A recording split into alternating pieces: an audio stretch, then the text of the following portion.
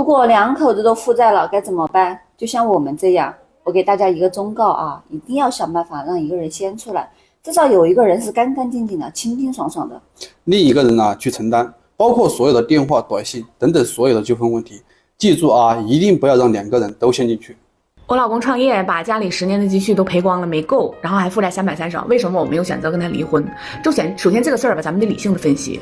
如果他是吃喝嫖赌抽了，在外面养花花草草的，真的，我还卖房子卖车还债，我还天天站柜台卖货，那不可能。但是他的目的，他的初衷是为了挣钱，是为了让我们娘几个过上更好的日子。所以说，只是在这个过程中，他的认知能力、格局、眼界，导致他赔钱了，但是我也有共同承担的责任和义务，是这么回事。我现在离婚带娃，负债200万，我连明天贷款怎么还我都不知道。我今年37了，我不仅要养孩子，还要养一个老公。刚刚讲200万，还不包括信用卡、车贷、房贷。我现在这种赤字那是有点喘不过气。我现在每天一睁眼，手机都不敢看，全是催收电话和短信。我现在每天最重要的事情就是带好孩子，那些逾期的催收的短信呢，我就当看不到。要知道，我以前在朋友面前也算是可以的，住的大平层，开着好车，朋友圈不是在旅游，就是在那种看起来很高级的地方消费。老婆，你跟他们讲一讲，我们每个月还这信用卡到底压力有多大？每次就是这个信用卡这么多张，因为它每个月还的日期它还都不一样，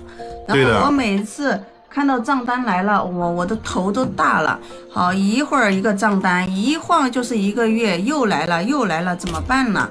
然后每次跟他讲吧，他有的时候也没有钱嘛，该怎么办？然后我们就只有这张刷了，然后还那张，那张刷了还那张。就是网上大家看的，就是用信用卡好像在倒来倒去的。博主说，虽然一开始还可以靠拆东墙补西墙来暂时周转，但时间一长就会陷入一个死循环，最后根本没有办法再把这个窟窿填上。负债352.5万，90后夫妻不上班，一家4口怎么生活？当我跟队友决定这辈子再也不上班，我们的人生好像也没有完蛋。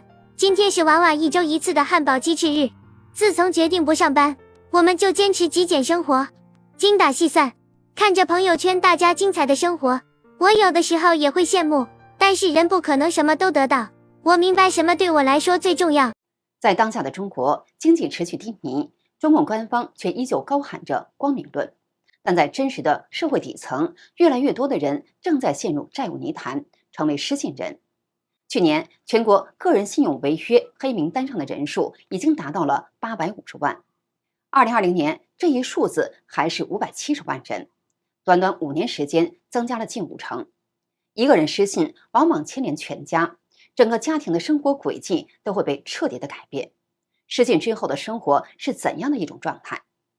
被列入失信名单后，限制几乎无处不在，不能坐高铁，不能坐飞机，不能住星级酒店，不能出境，不能担任公司高管，银行卡可能被冻结，信用卡无法使用，连网购都可能受限。更现实的是，债主的电话、催债广告、威胁、骚扰会成为生活的常态。人在负债落难的时候，不要去找你的什么亲戚朋友去帮忙。我用我自己负债了398万的亲身经历来告诉你，这个时候你压根就没有亲戚，没有朋友，没有人对你落井下石，就已经是很不错了。说一句扎心的大实话，哪怕是你自己真的到了那个要饭的地步，也别向你的亲戚朋友去伸手去乞讨。博主小雨说，上个月他连房租都拿不出来，只能硬着头皮去联系以前的那些朋友，可对方要么不接电话，要么就说自己正在开会，找各种理由推脱。小雨突然想起老家的表姐，那年表姐的弟弟结婚，凑不齐首付，小雨二话没说，直接把6万块转了过去。他以为凭这份情谊，如今自己遇到困难，对方应该多少会帮他一把。可当他拨通电话后，表姐却说：“小雨，我现在手头也特别紧，哎呀，我这边有点事忙，你等一下。”说完便匆匆挂断了电话。几天后，小雨刷到表姐的朋友圈，却看到表姐刚买了新车，还有几个新买的名牌包。看到这些，小雨心里五味杂陈，她感叹道：“这就是人性啊！”你们有没有被老公拖得负债累累的？我跟我老公是2020年结婚，然后在之前我们2个人都被人骗到了南方搞了那个，然后大概我俩的名下就是他有10多万，我有10多万，总共大概有30多万。然后结婚以后，他们家给了8万8的彩礼，我感觉结婚也就没多长时间，然后他告诉我他被银行起诉了。那个时候我就把我所有的彩礼都拿出来给他还了债，然后还不够啊，我又从银行啊、信用卡呀贷了10多万，把他身上所有的债全都转移到了我的名下，全部都转在了我的名下。博主说，自从他把所有债务都扛下来之后，每个月要还1万多块钱的贷款。可让他寒心的是，老公从来没有主动问过一句：“你这个月钱够不够还？会不会逾期？”上个月他实在撑不住了，只好问老公：“没钱还了怎么办呀？”没想到老公却说：“我能怎么办呢？我也没有钱呀。”听到老公的话，他的心都凉了。我负债爬起来后才明白，翻盘只有这条路才能走得通。借钱创业或者贵人拉你一把，这些我都试过，没有用。曾经我做了10几年传统行业，负债低谷，最高的时候负债了360多个。你现在的状态我能体会，先把自己从这个负面的情绪里边抽出来。很多人都卡在这一步，一辈子走不出来。负面情绪救不了你，只会把你拖垮。博主说，你可以试一试一个最笨但最有效的方法，把你现在能想到的最坏结果老老实实用纸和笔写下来，然后问自己2个问题。第一，现在的情况会要你的命吗？答案一定是不会。第二，你每天把债务反复想100遍，它会少1分钱吗？当然不会。当你把这2个问题回答完，你就会发现天塌不下来。事情再糟也总有解决的办法。与其每天陷在焦虑与恐惧里，不如先让自己冷静下来，再一步步想办法解决问题。这就是我们一家3口在青岛负债130万的生活。如果你觉得熬不下去了，可以来看看我们的生活。我和我老公都是外地人，2021年在青岛买房定居，在这边亲戚少朋友少，为什么还要在这边定居呢？我和老公大学毕业是在青岛，然后我们在青岛认识、恋爱、结婚，结婚后就直接定居青岛。房子是2021年初首付40万，贷款130万买的，当时房价1万5一平，贷款30年，现在月供3700。我们双方父母都是农民，能给我们提供的帮助有限。博主说，自从孩子出生以后，他就全职在家，家里的经济重担基本都压在老公一人身上。老公的工作是销售，现在正值销售淡季，每个月大概能挣7000元左右。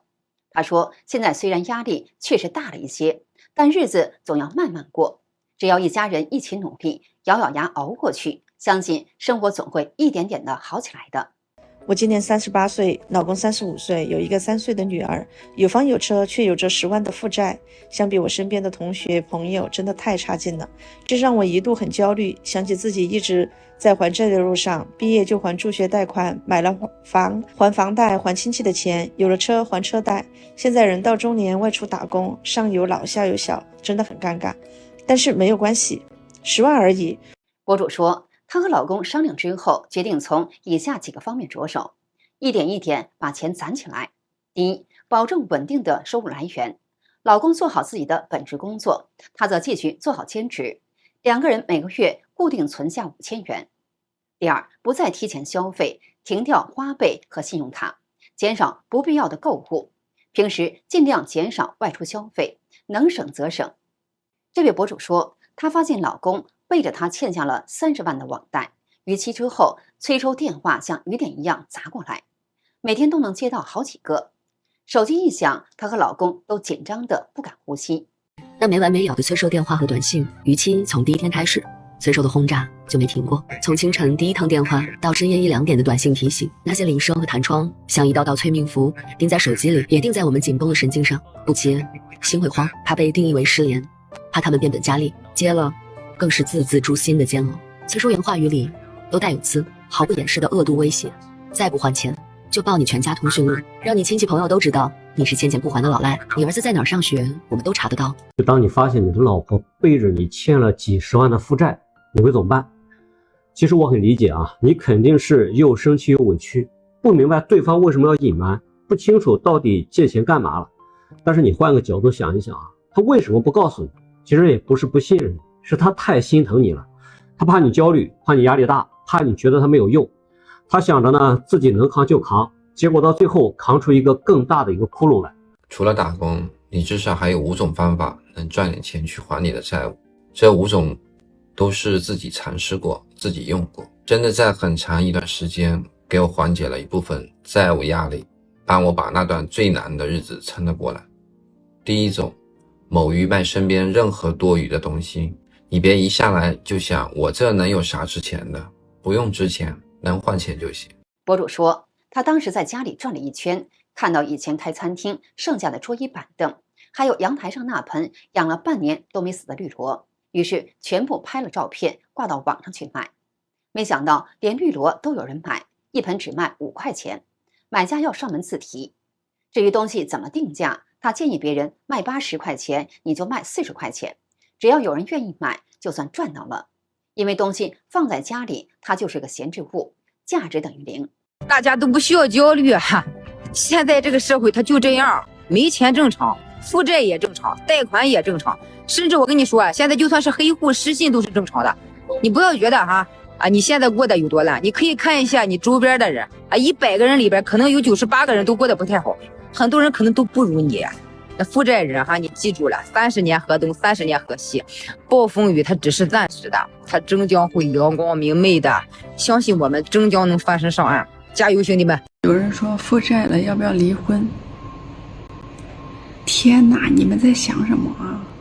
我现在坐到我们公司前台，我都在回答一下这个问题。负债多大点事儿，你们就要离婚，就要搞得妻离子散、家破人亡，你们在搞什么啊？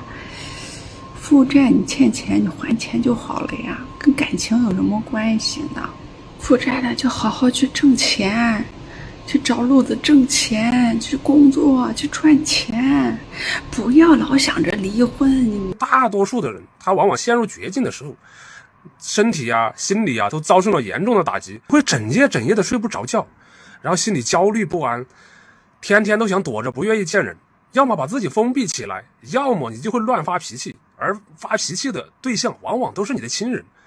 你这就是死活不愿意接受现实，你不敢去面对，你整天好像都浑浑噩噩的，天天刷手机，天天内耗。7年还清18万的卡债，90后的我们是如何做到的？我们首先清楚的理明白目前总共欠了多少钱，有些人可能不太想去面对，但是这是还完负债的第一步。第二步，清楚的知道目前收入多少，支出多少，每个贷款的还款时间是什么时候，每月保证自己生活下去的同时，把钱全部用来还款。第三步，能省就省，能不买就不买。那会儿我们坚持自己做饭，并且上班带饭，出门都是公交地铁，基本不打车不外卖，一家3口每月生活费不到2000块。贵州的杨生曾经做装修，后来与朋友合伙开酒吧和会所，没想到开业后遇到消防查证，停业整改，接着又遇上疫情反复，最终在2023年彻底破产，负债590万。为了躲债，也为了寻找翻盘机会，他去了义乌，现在租着每月800元的房子，他打零工1个月赚2-3千。他坦言，义乌有很多像他一样的人，大家都在寻找重新站起来的机会。广东的鹏飞曾经公司资产高达600-700万，疫情封控后公司一夜崩塌，他背上了银行贷款、高利贷、私人借款，总计300-400万。今年清明节，他的祖坟被2家高利贷债主挖开，他分别欠对方34万和16万。他听到消息时整个都懵了，只能对债主说，你们要了我的命都行，我就是烂命一条。最终债主说，他只要还本金就行，不要利息了。鹏飞坦言，我们圈子里常说的一句搞笑的话是，这年头但凡有点上进心的人都负债了。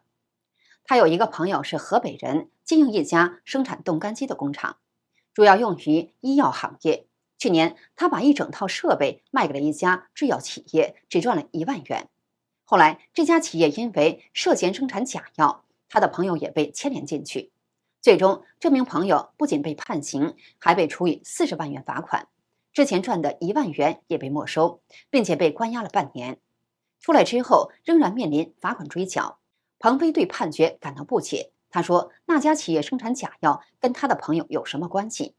可他却遭到判刑和巨额罚款，这让他对国内的经营环境更加失望。这名朋友原本已经负债80多万元，再加上40万元的罚款，几乎失去了重新开始的可能。如今，这名朋友找到了一位越南妻子，计划到越南发展。